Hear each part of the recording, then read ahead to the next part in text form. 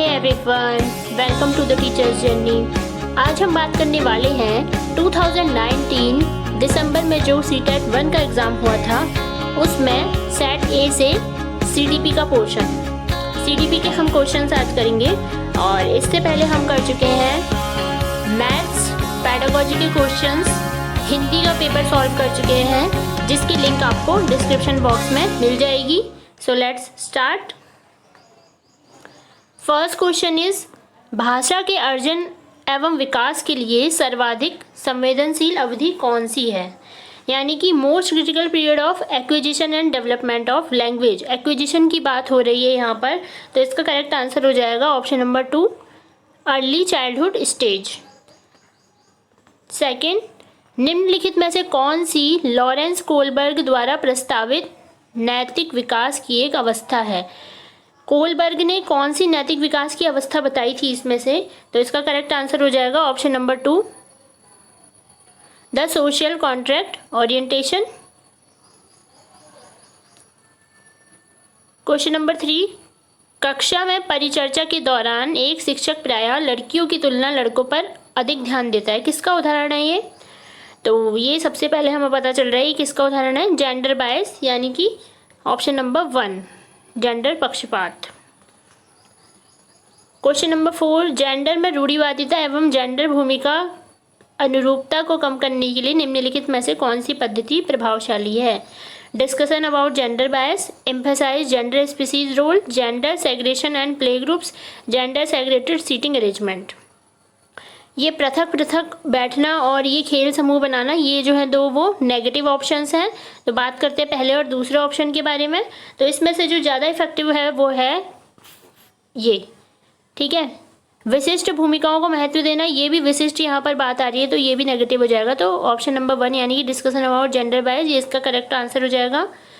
Next, निम्नलिखित में से किस मनोवैज्ञानिक ने बच्चों को ज्ञान के सक्रिय जिज्ञासु के रूप में देखते हुए उनके चिंतन पर सामाजिक और सांस्कृतिक वस्तुओं के प्रभाव को समझाया? यानी कि कल्चरल और सोशल की अगर यहाँ पर जब बात हो जाती है तो हमारा आंसर होने वाला है लेव वाइगोत्स्की, जो कि ये बहुत ज़्यादा फेमस है किसके लिए? कल्चरल एस्पेक्ट और सोशल एस्पेक्ट को इन्होंने बताया है। थ्योरीज़ को भी हम इम्पोर्टेंट थ्योरीज़ को भी डिस्कस करेंगे।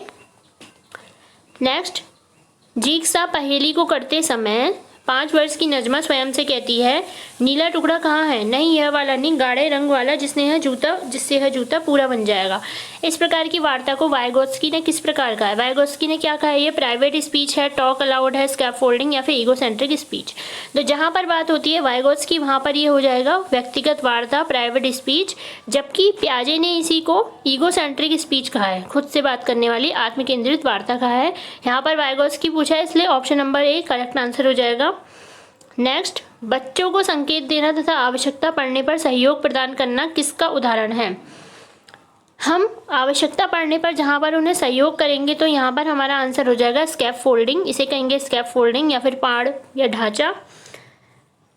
नेक्स्ट क्वेश्चन है, निम्नलिखित व्यवहारों में से कौन सा जीन पियाजे के द्वारा प्रस्तावित मूर्त संक्रियात्मक अवस्था को विशेषित करता है? कौन सी? कंक्रीट ऑपरेशनल स्टेज को। कौन? जीन पियाजे ने किस में कंक्रीट ऑपरेशनल स्टेज को बताया, ठीक है, या फिर उसमें क्या क्वालिटी होती है?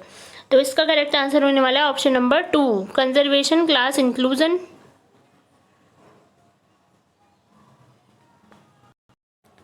नेक्स्ट, बच्चों के संज्ञानात्मक विकास के संदर्भ में कौन सी पियाजे की संरचना है?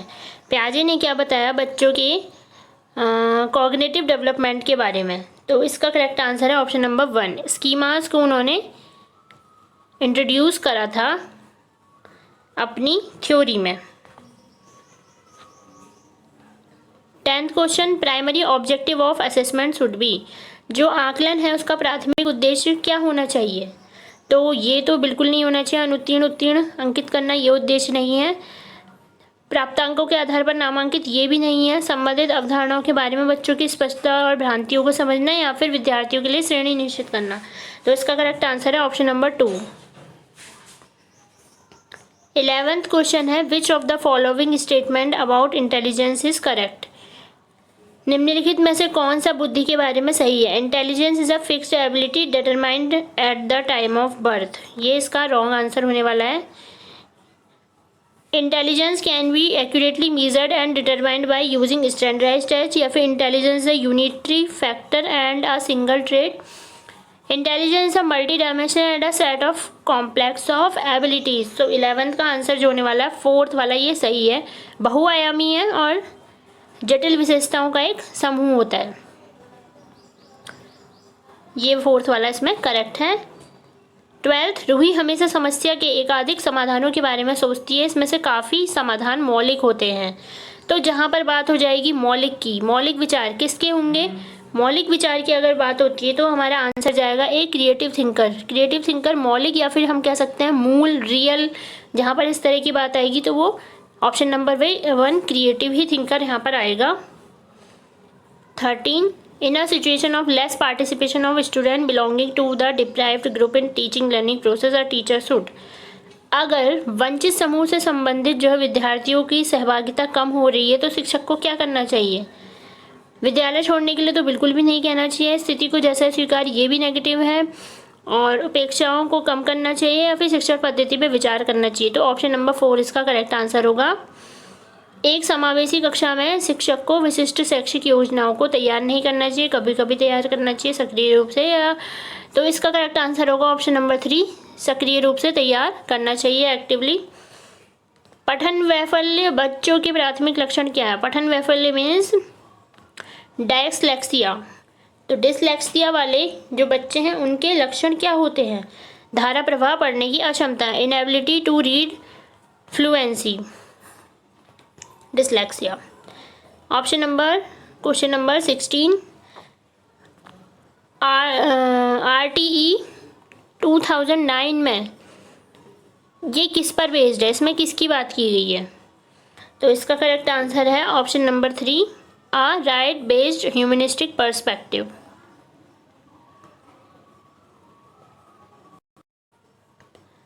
17th क्वेश्चन क्या है देख लेते हैं। Constructivist framework learning in is primarily, संरचनावादी ढांचे में अधिगम प्राथमिक रूप से,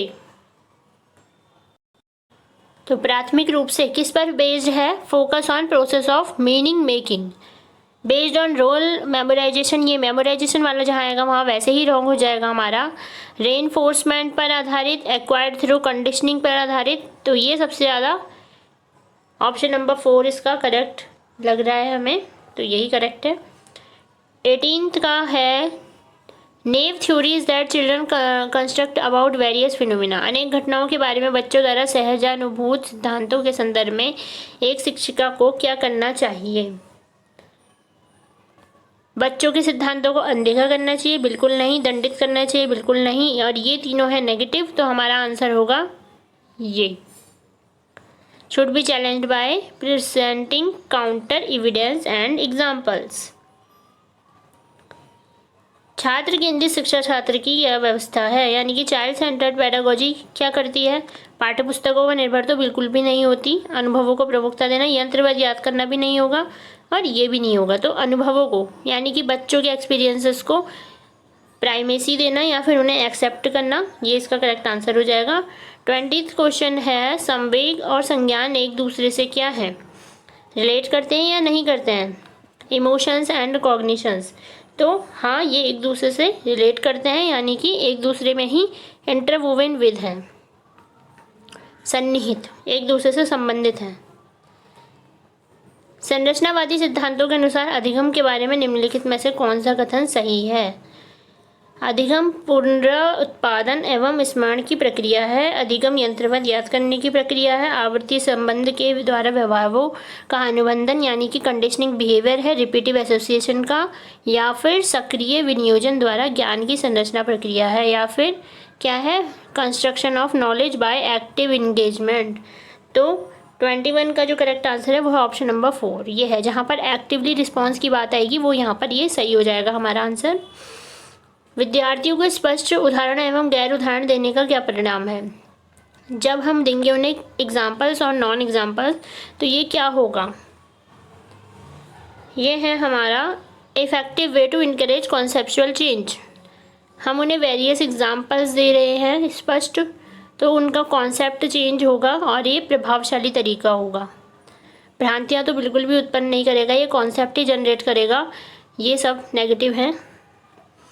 23 बच्चों को अधिगम गतिविधियों में भागीदारी करने के लिए लगातार पुरस्कार देना, दंड देने का प्रयोग करने से क्या प्रभाव पड़ता है? बाहरी अभिप्रेरणा कम होती है, आंतरिक अभिप्रेरणा बढ़ती है, बच्चों के प्रदर्शन आधारित लक्ष्यों के बजाय निपुणता पर ध्यान देने के लिए प्रोत्साहित करेगा, या फिर बच्चों की स्वाभाविक अभिरुचि और जिज्ञासा कम होगी? तो इसका जो करेक्ट आंसर है, अगर हम उन्हें बार बार दंड देंगे और लगातार पुरस्कार देंगे तो क्या होगा, जिज्ञासा और अभिरुचि उनकी कम हो जाएगी। क्योंकि पुरस्कार देना एक तरह से सही है, पर पुरस्कार देना और दंड का प्रयोग यहाँ पर लिखा हुआ है, तो ये यहाँ पर नेगेटिव हो गया। निम्नलिखित में से कौन सी प्रथाएं सार्थक अधिगम को बढ़ावा देती हैं? सार्थक अधिगम मीन्स मीनिंगफुल लर्निंग को। मीनिंगफुल लर्निंग को क्या बढ़ावा देगा? शारीरिक दंड तो बिल्कुल भी नहीं देगा। सहयोगात्मक अधिगम, पर्यावरण, सतत एवं समग्र मूल्यांकन, या फिर निरंतर तुलनात्मक। तो तुलनात्मक होना चाहिए या नहीं होना चाहिए मूल्यांकन, ये आप कमेंट सेक्शन में बताइए। तो इसका जो करेक्ट आंसर होने वाला है वो है ऑप्शन नंबर 2, क्योंकि तुलनात्मक मूल्यांकन नहीं होना चाहिए हमारा। 25 शिक्षक बच्चों की जटिल अवधारणाओं की समझ को किस प्रकार सहज कर सकते हैं? यानी कि कॉम्प्लेक्स कॉन्सेप्ट्स को कैसे हम जनरेट कर सकते हैं, कैसे उनको अच्छी तरह से बता सकते हैं। तो क्या करेंगे? By providing opportunity for exploration and discussion. Discussion से उनका कॉन्सेप्ट खुद से जनरेट होकर के और वो क्लियर हो जाएगा। 26 एक प्राथमिक विद्यालय की अध्यापिका बच्चों को एक प्रभावशाली समस्या समाधानकर्ता बनने के लिए किस प्रकार से प्रोत्साहित कर सकती है? तो 26 का करेक्ट आंसर होने वाला है, आप पढ़ लीजिएगा, ऑप्शन नंबर 4, बच्चों को एनकरेज करके। बाकी ये सब थोड़े नेगेटिव से लग रहे हैं, तो ये 4th वाला करेक्ट हो जाएगा। 27 है निम्नलिखित में अवधि में से किसी शारीरिक बुद्धि एवं तीव्र विकास से गति से घटित होता है? Growth and development rapid phase में कौन सी स्टेज में होता है? तो ये है आपका infancy and early childhood, option number 1। निम्नलिखित में से कौन सा सिद्धांत विकास का सिद्धांत नहीं है? विकास जीवन पर्यंत होता है, विकास परिवर्त यानी कि मॉडिफेबल है, development is influenced by both heredity environment, development universal and culture contents do not influence it. So 28 का जो ऑप्शन नंबर हमें जो लग रहा है करेक्ट, यानी कि विकास का सिद्धांत नहीं है, वो ये नहीं है। ठीक है, प्रभावित नहीं करते लिखा है यहाँ पे, जबकि प्रभावित करते हैं। अब primary cause of individual variation is, व्यक्तिगत भिन्नताओं का प्राथमिक कारण क्या है? Inborn characteristics, environment influences the complex interplay with heredity environment. ये इसका करेक्ट आंसर है, option number 4th। 30 and last question आज का, निम्नलिखित में से कौन सा द्वितीयक सामाजिक एजेंसी का उदाहरण है? यहाँ पर पूछा गया है द्वितीयक, सेकेंडरी पूछा गया है, प्राथमिक नहीं पूछा गया। प्राथमिक प्राइमरी होता है और प्राइमरी में हमारा फैमिली एंड नेबरहुड आ जाता है, जबकि यहाँ पर हमारा आने वाला है विद्यालय एवं मीडिया। इसी के साथ आज हमारे होते हैं 30 क्वेश्चंस ऑफ CDP कंप्लीट। और वीडियोस के लिए और कॉन्सेप्ट्स के लिए बने रहिए हमारे साथ। Thank you so much.